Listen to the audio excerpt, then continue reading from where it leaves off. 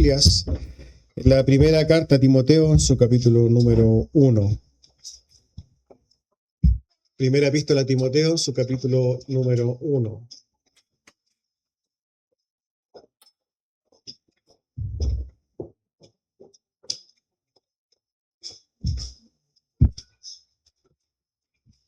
Como ya saben, hoy día comenzamos un nuevo libro.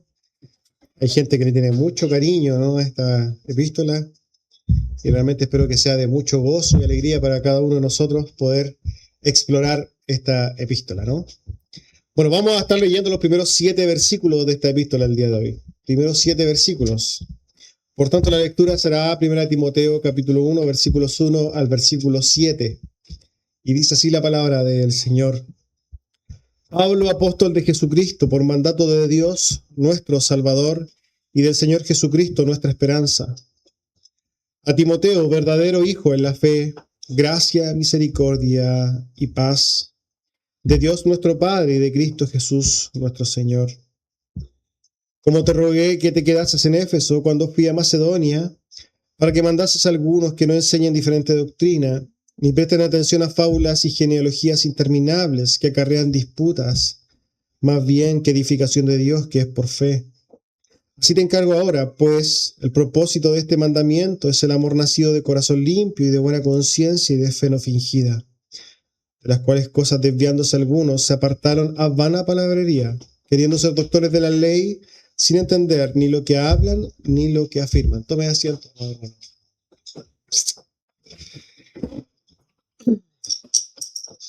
Recordamos nuestras actividades. Recordamos que los días miércoles tenemos culto de oración a las 8 de la noche, al cual están todos cordialmente invitados, y por lo demás recuerdo que siempre es necesario que la iglesia esté orando al Señor. Asimismo, los días viernes, nuestro estudio bíblico. Esta semana retomamos la exposición del libro de los Salmos a las 8 de la noche. Y el día de hoy, entonces, guardando este día hermoso del Señor desde las 11 de la mañana. Ahora bien, amados, como ya saben, ¿no?, hoy comenzamos un nuevo camino, un nuevo viaje en esta carta del apóstol Pablo a Timoteo. El título del sermón del día de hoy es La obra de Dios que es por la fe. Bueno, para poder comenzar y quizás poder comprender un poquito el contexto, ¿no?, de esta epístola, quizás va a servir, ¿no?, el poder entender quizás qué es lo que estaba sucediendo.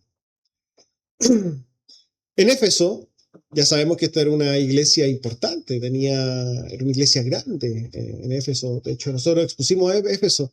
La primera epístola que expusimos como iglesia local fue Éfeso. Esta era una iglesia importante. Y el problema que estaba sucediendo en Éfeso particularmente era lo mismo que estaba pasando con Gálatas, pero con otra expresión.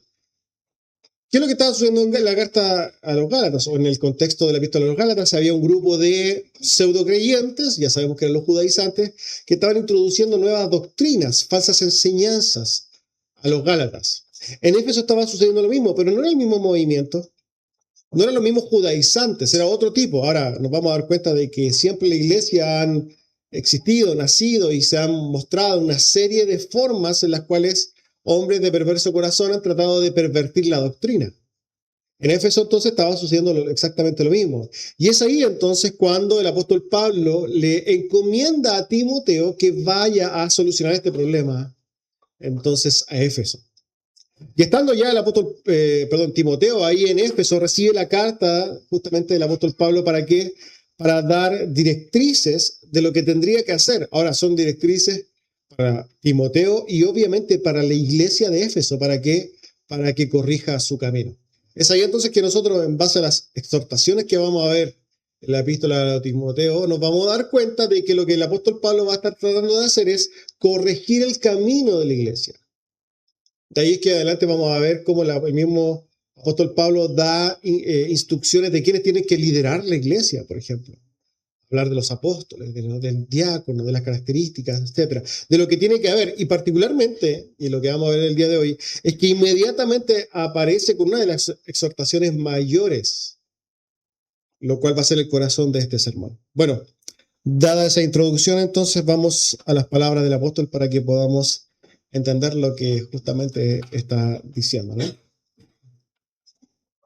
Versículos 1 y 2. El apóstol Pablo se introduce. Pablo, apóstol de Jesucristo, por mandato de Dios, nuestro Salvador, y del Señor Jesucristo, nuestra esperanza. A Timoteo, verdadero hijo en la fe, gracia, misericordia y paz de Dios, nuestro Padre, y del Señor, y de Cristo Jesús, nuestro Señor. El apóstol Pablo, ¿no? Ya sabemos que continuamente se introduce presentándose. Ahora, en esta introducción, el apóstol Pablo, que hace mención ciertamente a Dios, a la deidad de Cristo, ¿no?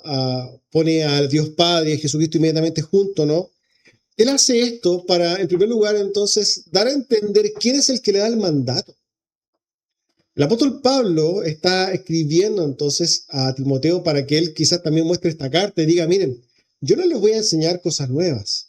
Yo a ustedes les voy a dar enseñanza respecto de lo que el apóstol de Jesucristo está enseñando, que a su vez es encomendado por el mismo Señor Jesucristo, por el mismo Dios. Lo que está haciendo el apóstol Pablo justamente entonces aquí es presentar su autoridad apostólica.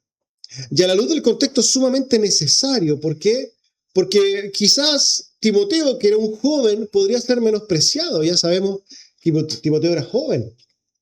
De ahí que él en un momento le va a decir que nadie menosprecie tu juventud. ¿Por qué? Porque obviamente esto suele suceder que personas mayores que llevan muchos años en la iglesia tienden a descalificar a los que llevan menos tiempo en la fe. De alguna manera lo que está haciendo el apóstol Pablo era justamente empoderar a este joven, que como ya sabemos era un joven de Listra, ¿no? Era un joven de padre griego, pero de madre judía, podríamos decir. Era un hombre que en su segundo viaje apostólico, su segundo viaje evangelístico, apostólico, el apóstol Pablo lo recoge y lo adopta como un hijo. Y él se transforma en uno de sus grandes colaboradores. Timoteo era uno de los grandes colaboradores del apóstol Pablo, a pesar de su juventud.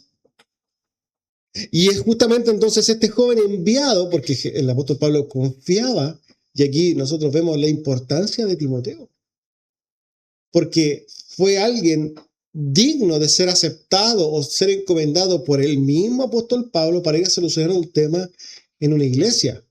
¿Se imaginan el estándar de santidad que tenía que tener ese hombre para que el apóstol Pablo lo encomendara? Si estuviéramos nosotros ahí como compañeros del apóstol Pablo, ¿usted cree que alguno de nosotros nos mandaría al apóstol Pablo a hacerse cargo de la iglesia en Éfeso? Difícil, ¿no? Difícil. Debe haber sido un hombre de un tremendo testimonio. Timoteo era un hombre de un tremendo testimonio, a pesar de su juventud. Y a pesar de su juventud, obviamente el apóstol Pablo lo manda. Y ojo, porque el mismo apóstol Pablo en su introducción dice, verdadero hijo en la fe. Podemos ver ahí el amor que el apóstol Pablo tenía por Timoteo, el respeto, la consideración en base o hacia un joven, obviamente, que había, obviamente, abrazado la fe y había acompañado al apóstol. Pero el mismo apóstol Pablo, en primer lugar, con autoridad apostólica, diciendo que el mandato que tiene él es directamente de Dios, de alguna manera pisando fuerte, porque esto es lo que está haciendo el apóstol Pablo, pisando fuerte, ¿eh? Para marcar un territorio importante. ¿Para qué? Para empoderar a Timoteo, para que Timoteo pudiera actuar. Ya sabemos que esto era necesario para el contexto. Ahora, no dejan de ser llamativa, ¿no? La forma en que el apóstol Pablo declara que Timoteo es un verdadero hijo de la fe. ¿Por qué? Porque es el apóstol Pablo quien da testimonio de los frutos de Timoteo. Esto también es algo que quizás pudiera confrontarnos, ¿no? El apóstol Pablo ve a Timoteo y dice, este es un verdadero creyente. Los frutos de Timoteo hablan de un verdadero creyente. Y el apóstol Pablo, dice él, el que está ahí, al que yo estoy enviando, a ti, Timoteo, tú eres un verdadero hijo de la fe. Siguiendo esa línea, ¿no? Si nosotros estuviéramos como el apóstol Pablo y viviéramos como el apóstol Pablo, ¿qué sería de nosotros? El apóstol Pablo, en base a nuestras acciones, podría decir, ahí está Juan, ese es un verdadero hijo de la fe. Ahí está Pablo, o ahí está, no sé, Mauricio, José, Joaquín, lo que sea quien sea usted. El apóstol Pablo lo viera, usted le diría, ahí está mi hijo, un verdadero hijo en la fe. Quizás que muy probablemente no todos estaríamos en la condición de que el apóstol Pablo dijera eso, ¿no? ¿Por qué? Porque lamentablemente con el pasar de los años los estándares de santidad han ido cambiando. El estándar de santidad de Timoteo ha sido tremendo. Era un hombre que, por lo demás, a pesar de su juventud, se dedicó también 100% a la obra del Señor. Para el cristianismo de este tiempo, el cristianismo es básicamente un accesorio. Y nosotros tenemos que tratar de que eso justamente no sea un accesorio. El apóstol Pablo entonces a él le dice, Timoteo, paz, misericordia, gracia de Dios sea sobre ti. Se ve evidentemente el amor que el apóstol Pablo tenía sobre ese joven y cómo él básicamente lo está empoderando. Ya esto forma parte, ¿no?, de la comisión. Él estaba con esta introducción dejando claro que Timoteo no va solo a quedarse en Éfeso. No va a estar solo hablando, sino que él lo está respaldando. Él está detrás. Y esta era una señal para todos los hermanos en Éfeso. ¿Para qué? Para que tuvieran otro mirar desde el comienzo hacia Timoteo. Para que desde ya lo miraran entonces con respeto. No como un joven, ¿no?, que viene aquí, me imagino yo que debe haber sido un joven flaquito, pensando, digamos, en la apariencia insignificante, ¿no? Pero era un verdadero enviado de Dios. Lamentablemente hoy día vivimos, ¿no?, en esta época donde la expresión externa, ¿no?, se habla, ¿no?, de los apóstoles, y mientras más grande sea el apóstol y mientras más oro tenga, mayor, y caminan como obispos, ¿cierto? Eso es de hoy día. Y como sabemos, Dios no mira lo externo, Dios mira el corazón. Y me imagino yo que Timoteo, ¿no?, a pesar de ser un joven, y que yo me lo imagino un joven de apariencia pasiva y significante, era un verdadero enviado de Dios, un compañero del apóstol Pablo, alguien que por lo demás, según la tradición, murió también por la fe. Ahora bien, vamos a lo que el apóstol Pablo entonces exhorta, y aquí empieza desde el versículo número 3 a ir al punto. Versículo número 3, dice el apóstol Pablo, como te rogué que te quedases en Éfeso cuando fui a Macedonia, para que mandases a algunos que no enseñen diferente doctrina.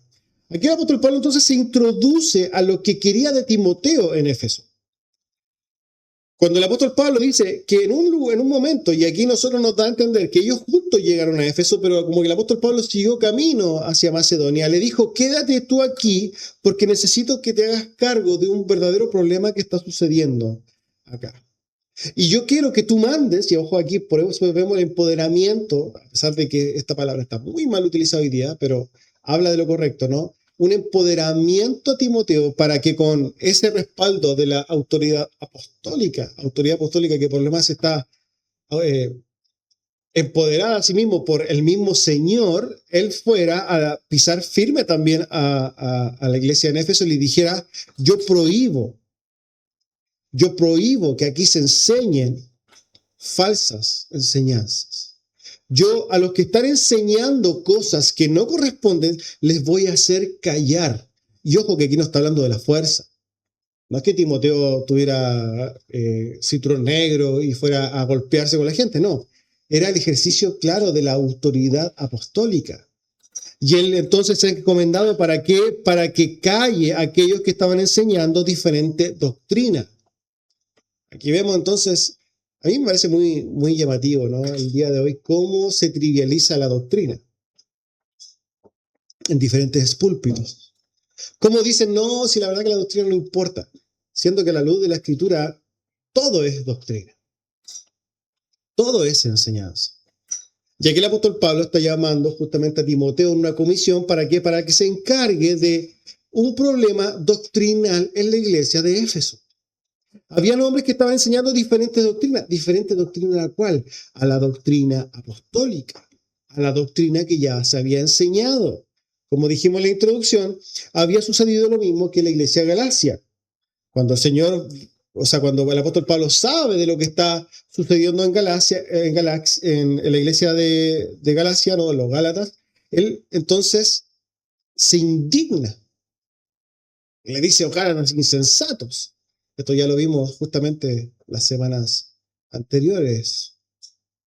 Se maravilla de que ellos tan pronto se hayan apartado de aquel que hoy llamó, ¿cierto?, a la salvación, que es Cristo, para ir a seguir entonces una salvación por obras. Está sucediendo lo mismo en Éfeso. Y aquí el apóstol Pablo quiere también poner fin a eso, y para eso entonces el apóstol Pablo llama a Timoteo para que se haga cargo. Ahora, como hemos dicho también en la introducción, no era el mismo tipo de gente que estaba confundiendo. Aquí es otro tipo de grupo, otro tipo de personas que estaba confundiendo a la iglesia. Y estos eran hombres que se creían doctores de la ley. Hombres que se iban al Antiguo Testamento y empezaban a argumentar con las genealogías y de ahí sacaban conclusiones e inventaban cosas que no estaban en la palabra. Lo que básicamente hacían era pervertir la doctrina de Cristo. Hendrickson dice respecto a lo mismo, un comentario que me encantó. Él dice lo siguiente: les gustaba medir su fuerza con todo aquello que se consideraba antiguo o pasado de moda. A veces uno encuentra esta tendencia en las universidades y seminarios donde algunas mentes inmaduras que apenas han iniciado un estudio sistemático de lo antiguo y ya establecido proclaman estridentemente lo nuevo, acerca de lo cual nada saben. Esta es una descripción básicamente de los teólogos liberales, que tratan de irse, ¿no?, a encontrar lo que nadie ha encontrado, y básicamente eso se torna en que en su nueva forma, en su nuevo anhelo en una iglesia, cambian el propósito de Dios para ir entonces a plantear nuevos propósitos, enseñando nuevas cosas, y dejan de lado lo más importante que la misma escritura nos dice, que es la fe, la esperanza y el amor, de lo cual lo más importante ya sabemos que es el amor. Eso pasa, hermanos, hasta el día de hoy. Pasa en círculos reformados sobre todo, un montón.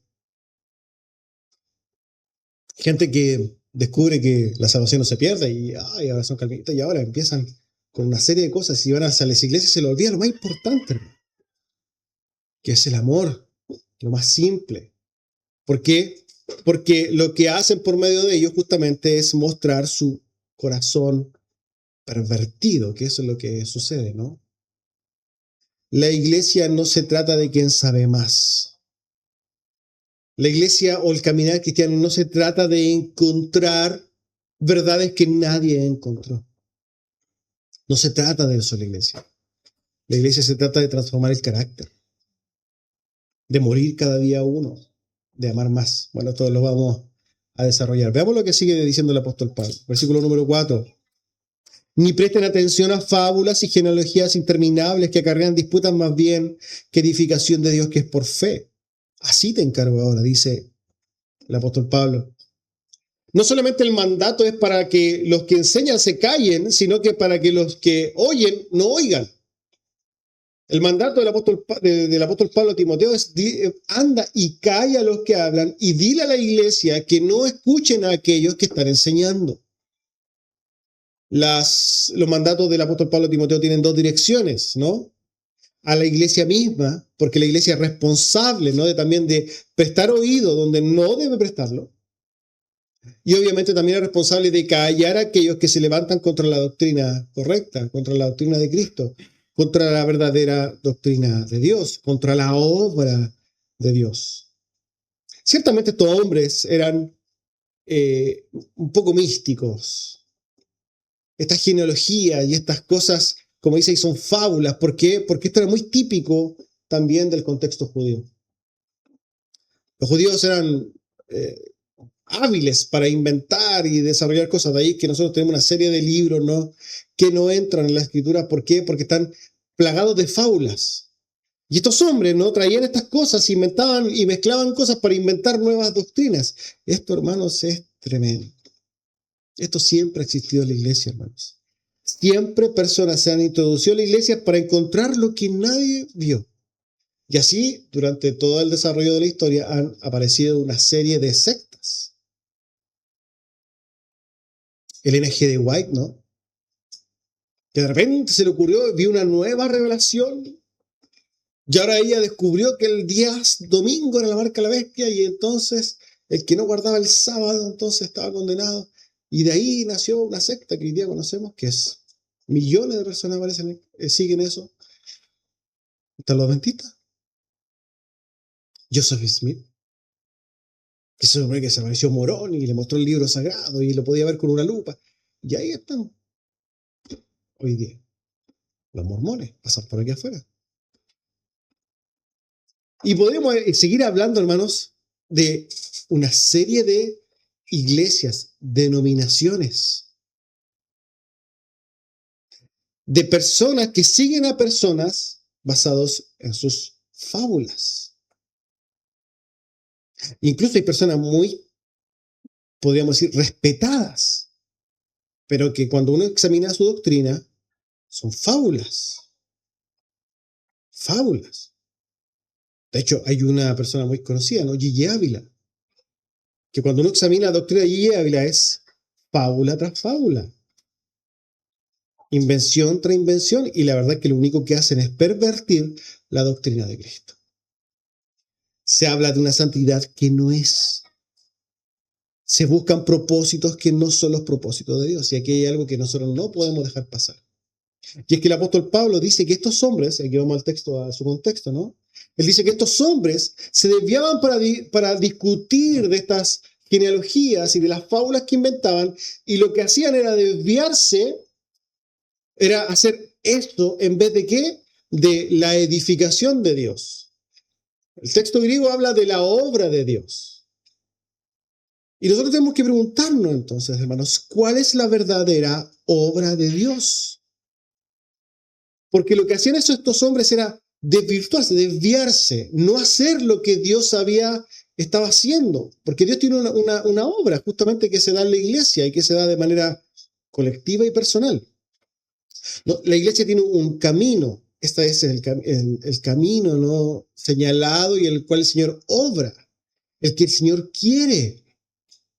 Pero estos hombres, con tal de alimentar su ego y tratar de tener más razón que los otros, de inferir en los demás, de poder acarrear gente, de que gente los siga, estaban desviándose. Y esto es muy común, hermanos. Gente que lo que ha hecho es desviarse de la obra de Dios que es por la fe. Por eso el sermón del título es justamente esto. La obra de Dios que es por la fe. Ahora el versículo siguiente nos va a dar un poquito de luz respecto a esto. Versículo número 5 dice: el propósito de este mandamiento es el amor nacido de corazón limpio y de buena conciencia y de fe no fingida. El apóstol Pablo aquí nos dice lo que Dios espera de cada creyente en la iglesia de Cristo. El Señor, amados hermanos, y muchos se levantan para defender la doctrina y defender las verdades que ellos encontraron, porque se supone que ellos son básicamente los enviados de Dios para defender y glorificar a Dios. Está muy equivocado, porque ese no es el propósito del Señor. Nosotros somos obviamente llamados a defender la fe cristiana, la fe, podríamos decir, los fundamentos de la fe, no hay lugar a dudas. A defender la ortodoxia, sin lugar a dudas.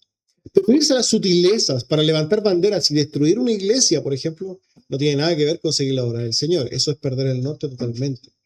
De hecho, esa no es la obra de Dios. Por el contrario, lo que sí es la obra de Dios es que los creyentes puedan amarse con fe genuina, con limpia conciencia y con una fe no fingida. Esta es la obra de Dios y se da de manera personal en el corazón de un verdadero creyente. ¿Por qué? Porque en el corazón de un nuevo creyente ha sido un corazón regenerado.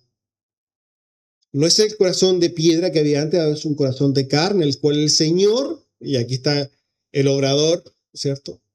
El artífice, el que hace todo, es el Señor el que hace la cirugía en el corazón. Esa es la obra de Dios. Transformar personas de débiles pecadores a hombres que puedan glorificar a Dios por medio de sus actos. Y hay una forma para que el creyente pueda glorificar a Dios por medio de sus actos, y es amar a sus hermanos con un corazón limpio, con una limpia conciencia y con una fe no fingida. Esa es la verdadera obra de Dios. La iglesia debe entender entonces cómo puede glorificar a Dios. La iglesia debe poder entender cuál es el propósito de Dios para la iglesia. Y aquí entonces nosotros tenemos que identificar y volver a no perder de vista, porque lo hemos mencionado anteriormente, cuál es el verdadero enemigo de la iglesia de Cristo. O sea, ya sabemos que es Satanás, pero particularmente en el mensaje o en la forma en que se ve la iglesia hoy día, el peor enemigo de la iglesia es el orgullo. Y es justamente la forma antropocéntrica de entender la Biblia. La forma antropocéntrica de ver la Biblia, obviamente, es la que contamina toda la fe cristiana. Es más, esa expresión, porque no es más que una expresión, es aquel que se levanta a buscar nuevas cosas, no es más que una expresión de alguien buscando su propia prosperidad en la iglesia, de sobresalir, de ser mirado diferente, de ser admirado. Esta es una expresión más, pero hay muchas, hermanos, formas en las cuales el creyente vive de una forma antropocéntrica. Es más, si nosotros le preguntamos a la iglesia qué es lo que espera de Dios para ti, nos vamos a dar una tremenda sorpresa. ¿Por qué? Porque muchos van a decir, Dios espera que yo tenga muchas victorias. Dios quiere que yo tenga grandes experiencias. Dios quiere para mí que yo viva, que yo haga milagros. Dios quiere que yo, no sé, básicamente sea influencia para los demás. Que yo gane, que yo lidere donde estoy. Hermanos, eso es basura. Eso no es lo que quiere Dios. No es lo que quiere Dios. Usan el cliché, ¿no?, de parecerse a Cristo, pero quieren la parte linda de ser como Cristo. Eso es lo que quieren realmente. Quieren hacer los milagros que hace Cristo, pero no quieren caminar como Cristo caminó. Quieren resucitar muertos, hermanos, pero no quieren la tradición de los cercanos. Quieren sanar enfermos y levantar enfermos, pero no quieren la corona de espinas. Muchos quieren caminar sobre el agua, pero no quieren cargar la cruz. Muchos quieren señales y milagros, pero no están dispuestos a humillarse. Les gusta la parte extraordinaria, milagrosa, ¿cierto?, sobrenatural de Jesús, pero no les gusta la parte donde Cristo ama hasta la muerte. Esa parte no les gusta, porque no da éxito, ¿no? Quieren victoria tras victoria, pero hablando de victorias terrenales, absurdas. Hermanos, eso muestra el corazón perverso de aquellos que se acercan a la fe. Dios no te quiere hacer sobrenatural. Dios no quiere que la gente pase y sea sanada con tu sombra. Si tú piensas eso, estás equivocado. Dios no quiere que lidere las naciones, ni que cambies un país. Dios no quiere esas cosas. Dios lo que quiere de los creyentes es que mueran a sí mismos y amen a sus hermanos con un corazón sincero, con limpia conciencia y con una fe verdadera. Eso es lo que Dios quiere. Ese es el verdadero propósito de Dios para el individuo y para la iglesia. Dios quiere un pueblo que, por más que viva dentro del mundo, no sea del mundo. Por más que tengamos carnet chileno, bueno, algunos no todos lo tienen, pero por más que lo tengamos, no sean ciudadanos de este país, sino que sean ciudadanos del mundo. Eso es lo que quiere el Señor. No quiere, hermanos, que nosotros seamos conocidos por nuestras victorias y por nuestra grandeza. Quiere, hermanos, que seamos conocidos por nuestro amor. Esa es la realidad. Eso es lo que el Señor quiere. Y en la misma línea el apóstol dice entonces que el que no hace esto se está desviando de la fe, versículo 6, de las cuales cosas, desviándose algunos, se apartaron a vana palabrería. Particularmente estos que se creían doctores de la ley, no amaban, pues no querían amar, no les interesaba eso de amar con un corazón genuino, no les interesaba el bienestar de los demás. Ellos querían hablar y ser oídos, querían entonces ser vistos, ser aplaudidos, porque ellos querían tener seguidores. estaban mostrando su desvío. Y de esto, hermano, está lleno en las iglesias también. Se introducen a las iglesias, se simulan ser cristianos, se relacionan con los cristianos, hablan de cosas cristianas, cuando están con los demás cristianos, pero lo que buscan es por medio de su cálculo, ¿no? Es poder ganar influencia sobre los demás. Es ganar fama. ¿Por qué, hermano? Porque está lleno de gente con problemas de autoestima metiéndose a la iglesia. Y esa es la verdad de las cosas. Gente que lo único que necesita es satisfacer su necesidad de ser aplaudidos, hermanos. Por eso, hermanos, las iglesias de prosperidad están llenas. ¿Por qué le hacen ahí? Los aplauden, los abrazan, les dicen, tú eres lo mejor. Porque gente, hermano, tiene verdaderos problemas de autoestima. Esa es la realidad. Hay mucha gente, ¿no? Con capacidad, con gran elocuencia y muchos que saben algunas cosas, pero hermanos, este no es el camino. Y el que toma ese camino se está desviando del camino trazado por Dios. Así lo dice el apóstol Pablo. No lo estoy diciendo yo, lo está diciendo el apóstol Pablo. Ellos, desviándose del camino que era amar genuinamente, amar de manera verdadera, con limpia conciencia y con una verdadera fe, no fingida, ellos se desviaron a la vana palabrería. Y es que, hermanos, la fe se puede simular un tiempo. Se puede simular un tiempo la fe, sin lugar a dudas. Pero tarde o temprano, esos salen de nosotros porque no eran de nosotros. Así lo dice el apóstol Juan. Ellos salieron de nosotros porque no eran de nosotros. Porque si hubieran sido de nosotros, hubieran permanecido con nosotros. Pero salieron de nosotros para que se diera testimonio de que no eran de nosotros. Los que se infiltran en las iglesias y que no son creyentes, tarde o temprano terminan saliendo. Y lamentablemente muchas veces salen causando muchos estragos. Por eso es importante la iglesia, el llamado también de la iglesia que se introduce en este texto, y es que el apóstol Pablo, cuando le dice a Timoteo, no solamente calla a los que hablan, sino que iglesia amada, no oigan a aquellos que hablan estas cosas. Usted como creyente tiene que crecer en discernimiento para que no haga caso a cualquier persona que empiece a hablar bonito. Porque cuando usted hace caso o oído a aquel que habla bonito, finalmente se enamora de sus palabras y no se da cuenta cuando usted también se desvió.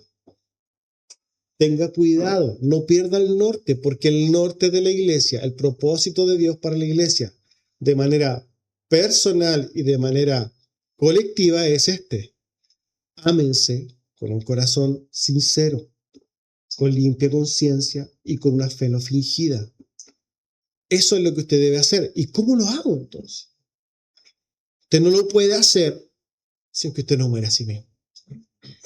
Usted no lo puede hacer si no se humilla, si usted no se niega. Usted no puede amar a sus hermanos si usted no se sacrifica, si usted no sigue los pasos de Cristo, los verdaderos pasos de Cristo. No hacer milagros ni cosas extraordinarias. Morir, hermanos. Sufrir por amor. Perdonar. Tener un carácter compasivo, como lo estamos estudiando. Amar sin pedir nada a cambio. Eso es lo que habla de un verdadero creyente. No las grandes manifestaciones, ni los grandes milagros, ni arreglar pie plano, ni poner tapaduras de oro, ni alargar las piernas. Nada de esas cosas, hermanos. Lo que determina un verdaderos creyentes es el amor. No las grandes expresiones de llantos ni señales extraordinarias. Amor, amor y amor. Así lo dice la Escritura. El apóstol Pablo termina diciendo entonces que ellos queriendo ser doctores de la ley, versículo 7, queriendo ser doctores de la ley, sin entender ni lo que hablan ni lo que afirman. Y esto, hermanos, tiene todo sentido. Miren, alguien se puede parar aquí y hacer un estudio de teología sistemática. Alguien puede saberse la confesión de Augsburgo de memoria. Alguien puede aquí y dar una cátedra de los cánones de Dort. Se puede parar aquí.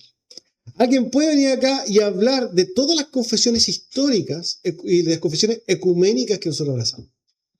Pero si esa persona no ama, no entiende ni lo que dice ni lo que hace. Se ha apartado de los primeros rudimentos de la ley. Y eso es lo que dice el apóstol Pablo. Porque el cristiano no se mide por cuánto sabe, hermano. Hay gente muy inteligente afuera. Y hay gente muy capaz de entender doctrina. Pero el problema de ellos es que la doctrina no entra en el corazón. Y ante los ojos de Dios, ¿no?, lo que importa es cuánto la doctrina entra en el corazón y se hace manifiesta por medio de mis actos. Y particularmente de cómo amo. Por tanto, si usted está buscando, ¿no?, crecimiento espiritual, que esto todo lo que los creyentes quieren. ¿Qué creen? No, yo quiero crecer espiritualmente. ¿Cómo crece espiritualmente? No, estoy estudiando las confesiones históricas. Es sano que las estudie, pero no, eso no necesariamente lo va a hacer creer, lo va a hacer crecer.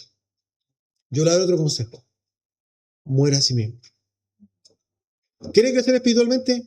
Niéguese.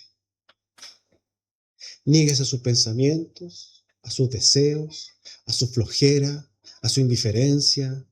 Niéguese y esfuércese. Cánsese. Eso lo va a hacer crecer espiritualmente. Si usted quiere servir en la iglesia, ya está bien, tiene que tener una base teológica importante, etc. Pero por sobre todo tiene que esforzarse en la fe. ¿De qué le sirve si usted se sabe toda la doctrina y no ama? ¿Le suena eso por ahí? Lo he escuchado en algún lado, ¿no? Me suena ahí por Corintios, ¿no? Capítulo 13. Que si yo tuviera toda ciencia y todo conocimiento, hermano, y si tuviera todos los misterios del mundo y básicamente fuese ChatGPT de información, que por lo demás todo el día tienen ChatGPT y todos saben, todo ChatGPT sabe que ustedes son reformados. Y es fácil preguntarle hoy día, porque ya ni me preguntan a mí porque ustedes le preguntan a ChatGPT, ¿cierto? Puede ser todo eso, hermano. Pero si usted no ama, ¿qué dice 1 Corintios 13? No es nada. Nada soy. Qué terrible, hermano. Qué terrible tener todo el conocimiento del mundo, toda la teología. Me conozco a todos los autores puritanos, hermano, y me maravillo, ¿cierto?, viendo la profundidad teológica de los puritanos, pero no amo a nadie. Ante el Señor, ante los ojos de Dios, nada soy, porque no entiendo nada, porque lo más importante es amar con un corazón sincero, con una limpia conciencia y con una fe no fingida. Y cuando hablamos de una fe no fingida, ¿no?, estamos entendiendo que no es una fe calculadora. No es una fe que busca tratar de tener cosas y beneficios por atrás. No es una fe manipuladora, es una fe que se da de manera real. Es una fe que me hace moverme y desinteresadamente buscar el bienestar de los demás. Tengamos cuidado, hermanos. Tengamos cuidado. No perderlo. Me quedo con alguna exhortación final, una última reflexión respecto a este texto. Algunas preguntas que quizás es importante que nos podamos hacer. Lo primero que te pregunto es, ¿qué esperas tú en el camino de la fe? ¿O qué buscas congregándote? Esto tiene que hacerte preguntar. ¿Por qué vienes a la iglesia? ¿Cuál es tu objetivo, no? ¿Por qué sigues al Señor? Porque si tú sigues al Señor para que tú puedas tener experiencias sobrenaturales, para que Dios pueda dotarte de un poder especial, para que Dios pueda, podríamos decir, levantarte y hacerte cabeza no cola. Si tú vienes acá, ¿para qué? Para que tú tengas notoriedad y que todos los demás puedan verte y contemplar tu hermosura y tu capacidad y todo. Déjame decirte que estás en el lugar equivocado. No es aquí donde tienes que venir. Hay una iglesia cerca, Plaza Oeste al lado, ahí vas a estar feliz. Pero si no, o sea, si tú estás haciendo ese evento, no te sirve estar acá. Porque a nosotros no nos interesa ese camino. No nos importa ese camino. Ese es el camino de Satanás. Por el contrario, si tú quieres venir porque tú quieres conocer a Dios, si tú quieres enfrentarte a la Escritura para ser realmente removido, confrontado y crecer en santidad, muriendo a ti mismo y con el afán de crecer al carácter de Cristo, porque tú quieres amar como Cristo te amó, bueno, entonces tú eres bienvenido y está en el lugar correcto.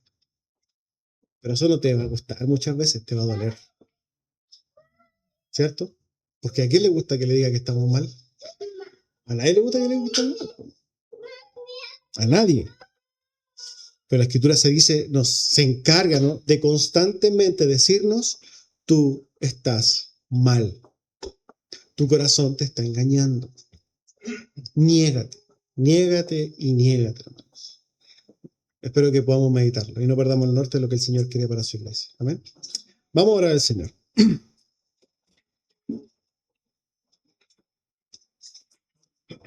Amado Padre Celestial, le damos gracias, Señor, porque nos muestra en su palabra el verdadero propósito, su verdadera obra. Ayúdenos, Señor, a no perder el norte. Ayúdenos, Señor, a amarnos con un corazón sincero, Señor. Ayúdenos a amarnos con limpia conciencia y con una fe no fingida, que podamos realmente morir a nosotros mismos cada día para seguir los pasos de nuestro Salvador. Que el carácter de nuestro Salvador cada día se pueda ver en nosotros y que podamos ser conocidos realmente por cuánto nos amamos. Le damos gracias, Señor, por su palabra. En el nombre de su Hijo, amado Jesús. Amén.